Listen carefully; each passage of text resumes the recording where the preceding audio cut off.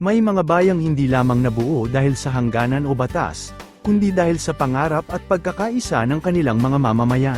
Isa na rito ang bayan ng Talugtog sa lalawigan ng Nueva Ecija. Bago pa man ito maging isang ganap na munisipalidad, ang Talugtog ay isa lamang maliit na pamayanan na napapalibutan ng malalawak na kagubatan, kabundukan, at matabang kapatagan. Ang mga unang nanirahan dito ay umasa sa pagsasaka, pangangaso, at pangangalap ng likas na yaman upang mabuhay. Sa paglipas ng panahon, dumami ang mga pamilya at unti-unting nabuo ang isang maunlad na komunidad.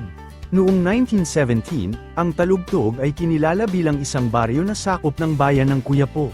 Habang patuloy na lumalawak ang populasyon at umuunlad ang lugar, isinama rin ito sa nasasakupan ng bayan ng Gemba, kung saan nanatili ito sa loob ng ilang taon.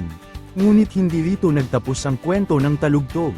Pangarap ng mga residente na magkaroon ng sariling pamahalaan upang mas mapabilis ang pag-unlad at mas matugunan ang pangangailangan ng kanilang komunidad.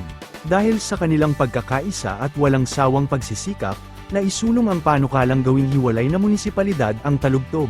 Matapos ang ikalawang digmaang pandaigdig, nagsimulang matupad ang kanilang mithiin. Noong ika-20 ng Disyembre taong 1947, nilagdaan ni Pangulong Manuel Rojas ang Executive Order No. 113 na nagtatatag sa Talugtog bilang isang hiwalay na bayan. Pagdating ng ika-10 ng Enero taong 1948, opisyal nang naging ganap na munisipalidad ang Talugtog, Nueva Ecija.